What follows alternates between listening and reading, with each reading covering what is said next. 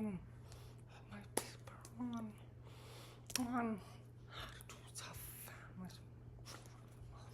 Countries, particularly from the Philippines. The title of my paper is Application of Critical Race Theory to Education in the Philippines. Reason one topic. Some research out there from the Philippines writing about deaf had tend to focus on division, broken, deaf or broken, with the time to see any from the deaf community themselves, and researchers themselves seem to have any affiliation with the deaf community. Seems like some don't have background teaching the deaf themselves. Deaf families seem to no connection. I started thinking, what does it look like in the Philippines? What is attitude related to research, related to teaching deaf individual? Started, found cool, and come out 2000 says many times when families in other countries report to think there's different childhood alone, to think deaf good language or pick up social skills on job.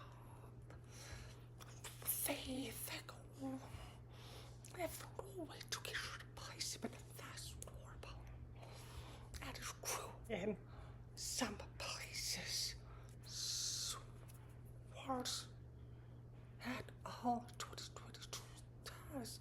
The country not provide education for the deaf population. Families already experience depression related to their deaf child.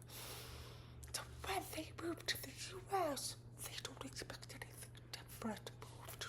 My surprise, my child can't go to a deaf school. My child is capable of learning. Don't really understand what visual language access, what can allow the child to access education.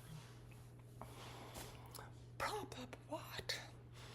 There's no application of critical race theory. I'm actually thinking about changing CRT, maybe try to critical pedagogy itself.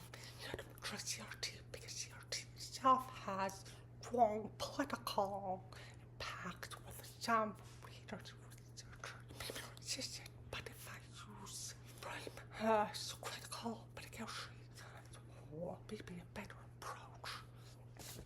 Why pick CRT?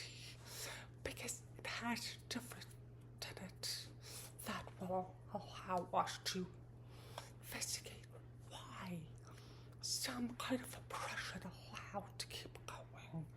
Here in the US, we know some of the issues. We call it out through CRT.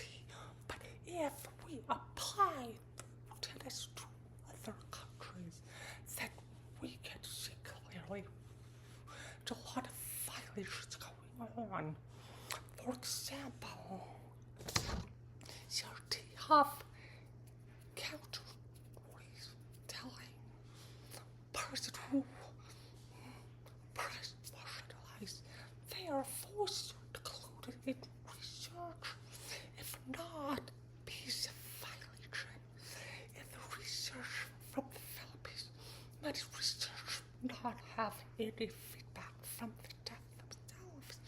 We see a lot of research that try to promote different practices, but those practices through the view of hearing majority, not the deaf community themselves. When their perspective that become different, broken, framing, they are framed like not normal. Some articles like Teddy Free and all 2021 talks about how the deaf are seen as not normal.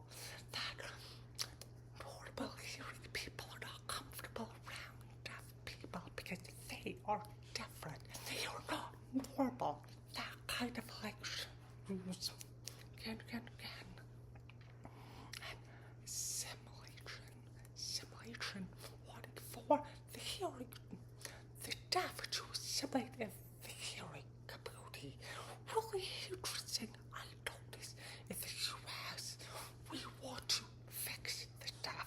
We want them to become hearing people themselves. But in the Philippines, it's not framed like that. It's actually framed more like deaf people need to be around hearing people more often to their habits,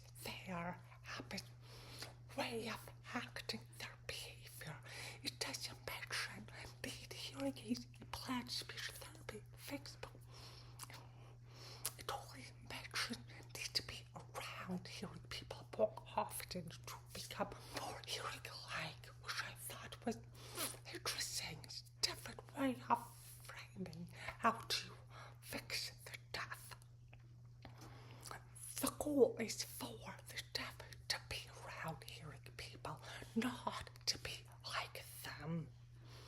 This has implications on US education because many students from other countries to the US bring their cultural attitudes with them, expecting the same kind of behaviors, expectation transfer to the US, and when it doesn't, it can hit the families really hard.